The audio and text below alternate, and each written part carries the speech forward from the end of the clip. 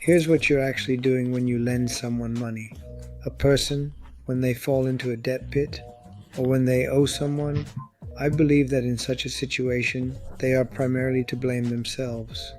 This is not a disease given to him as a punishment or from above, or that he cannot control. Any fall into a debt pit or into debt, I consider it a consequence of incorrectly and inefficiently made earlier decisions. And these decisions were made by him. Therefore, when people come to you for money and ask you for a loan, you often can't refuse. And today we will have a conversation about it. What are the adverse consequences that can arise from borrowing money from you? When a person is mired in debt, when he is surrounded by debts, when banks are chasing him, collectors, or he has found himself in a difficult situation, then I always say that it is the person's own fault.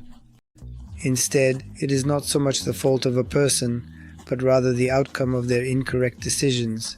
Solutions that proved to be ineffective. Therefore, in this situation, one should not blame oneself for being in debt. When you place blame on yourself, you effectively undermine and diminish your own self-esteem. And thanks to this, it will be more difficult for you to get out of debt. Therefore, first and foremost, you need to blame not yourself, but understand which specific beliefs led you to ineffective solutions that got you into debt. Let's talk about it in more detail. Very often people also come to me for money. And I even developed numerous algorithms for myself. And when someone approaches me, I ask them a set of 3 questions. What is he inquiring about? Is it debt, investments, or assistance? What is he requesting? He specifically asks for a loan, or he asks for investments, or he asks for help.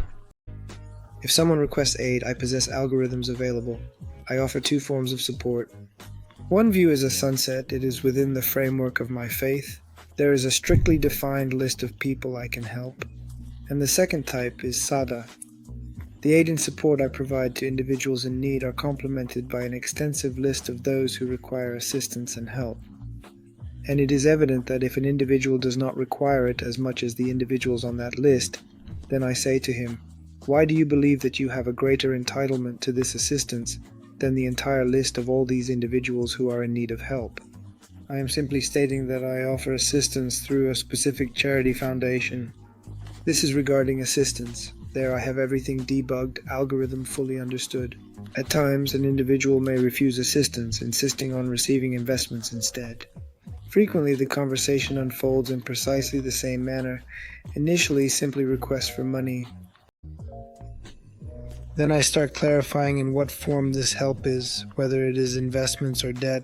He starts to speak, just help. Then I explain to him that I am unable to help for a certain reason. He starts talking, then proceeds to give me information about investments. And here I also have an algorithm. I am saying, if you need investments, then submit an application, submit a business plan. We have requirements. According to our standards, you submit to the investment committee. There we present it and consider it. If you receive approval, then we start working with you. It is understandable that a person does not want to bother with all this, and then he falls back on the third part and says, well, lend me some money. When someone requests a loan from me, I frequently state that my guiding principle is to not lend money to anyone due to the existence of a well-known rule. If you wish to lose a friend, lend them money. But unfortunately, this is about psychology. The issue is, when a person borrows money, they only feel gratitude upon receiving the money. And then this debt weighs heavily on him and becomes a burden. Naturally, a person is not accustomed to it. Usually the person who fell into a debt pit, he got there not by chance but because of his thinking and financial circumstances. In his thinking, in his worldview, he is not to blame and not his conviction, but the one to whom he must return the money is to blame. On this particular occasion, our knowledgeable individuals have formulated a proverb that goes as follows. You consistently acquire from others but relinquish your own possessions. Thus, when individuals commence the process of repaying a debt, creditors view them in a negative light as adversaries. By lending money, you provide financial incentives for a person to become your adversary. You have probably encountered this many times yourself and noticed it yourself. Be sure to write in the comments your cases, how it was for you. Surely, I'm confident this works 100% everywhere, in any country, with any people. Very rarely can you meet people who borrow and happily return, but I'm curious myself. Write in the comments a case from your life when you borrowed money and how it ended. And we will continue further. The second major issue: when an individual requests a loan, they undergo a tremendous feeling of shame and humiliation.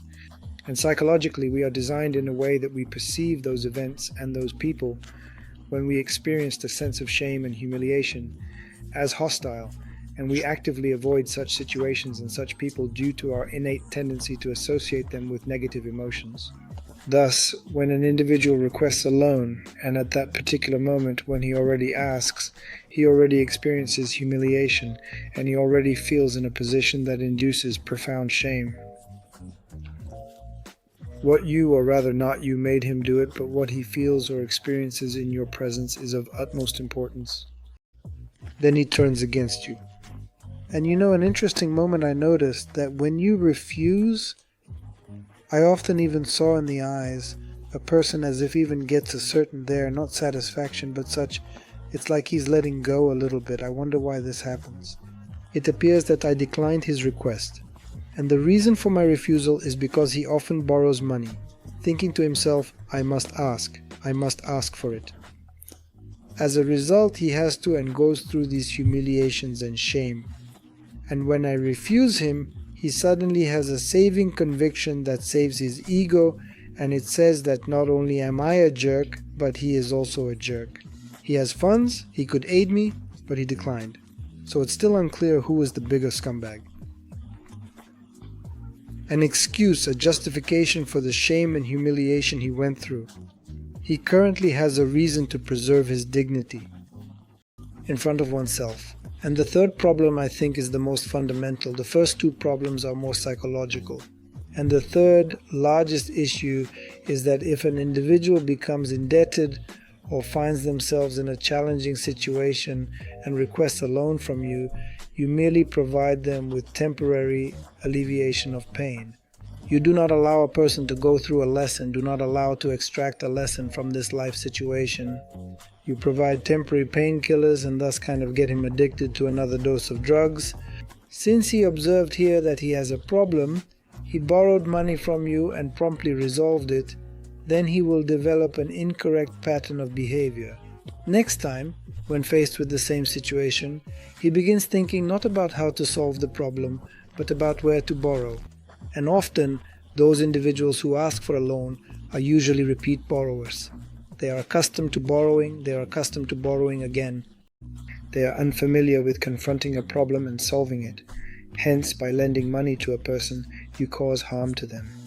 You provide temporary pain relief and do not enable an individual to develop, because every problem is a catalyst for personal growth. Just maintain this thought in your head, and then it will be simpler for you to rationalize your decision to decline. Well, for my own sake, because prior to declining someone else, you must identify reasons for yourself as to why you should reject them. Because frequently individuals are unable to decline, as they believe they would be embarrassed by their refusal. But what I refused is that they think that if I refused, it means I am callous, cruel, it means I am greedy, and so on. And often people lend money not because they understand the situation of another person, but because they don't want to think badly of themselves and their actions. But if you keep in mind that giving debt to a person, any person, stops their development and does not allow them to go through their life lesson, then it will be easier for you to refuse to give debt. Put a like, subscribe to the channel, and we will move on, and you will learn about the best way to refuse people when they ask you for a debt, which I myself use.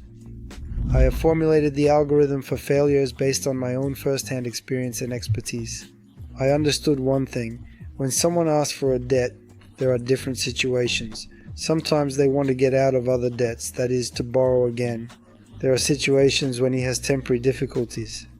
Every person who asks for a loan believes that their difficulties are temporary. But in fact, there is nothing more permanent than temporary. The first thing I usually say in such situations I usually say, I understand you, I have been in such a situation myself. Everyone can experience this in life. And it's not just your problem. This problem happens to everyone. First of all, you need to show empathy, because if you immediately start interfering with your advice, he will just turn away and you will simply ruin the relationship. Therefore, the first rule when you are asked for a loan is always to show understanding and sympathy. This is the first. Secondly, I must say that I highly value our relationship and I don't want debt to ruin them. Because there is a popular rule, if you want to lose a friend, lend him money. People didn't come up with this for nothing, and I know a lot of psychological factors why debt will ruin our relationship. Next, make sure to emphasize just how much you value and prioritize building and nurturing strong, meaningful relationships. Third, it is necessary to say so. Yes, I have also gone through this. I appreciate our relationship, and every time I was in such a situation and came out of it, I became stronger. So if you find yourself in such a situation, it's a cool lesson, it's a good lesson to become better. Go through this lesson, understand what was the root of the mistake, why you ended up in such a situation. So don't consider it as a tragedy, consider it as a lesson. And fourthly, I assess how much I could give this person, and for instance, he approached me seeking, let's say, a sum of $50,000. It could be a relative, a friend, but it's unlikely that someone from the street will come. This is definitely someone, either friends or an acquaintance. You promptly examine your inner self while considering how much you could readily give to this person in the same moment. Here he comes, he lacks $50,000 for an apartment or something there. You weighed yourself and thought, well, I can do $5,000. Or as the fourth point you say, so as not to be completely indifferent to your situation, accept this heartfelt gift from me. Provide him with $5,000 in place of $50,000, resulting in his gratitude due to receiving not a loan, but a gift of free money. He lacks any grounds for anger towards you, and therefore will not become your adversary, as he is not required to repay this sum. In this way, you save the relationship with minimal bloodshed. Instead of having a choice, either give $50,000 and make an enemy, or refuse completely, not giving him anything and spoiling the relationship. And thanks to this algorithm, you are able to maintain relationships and effectively save money.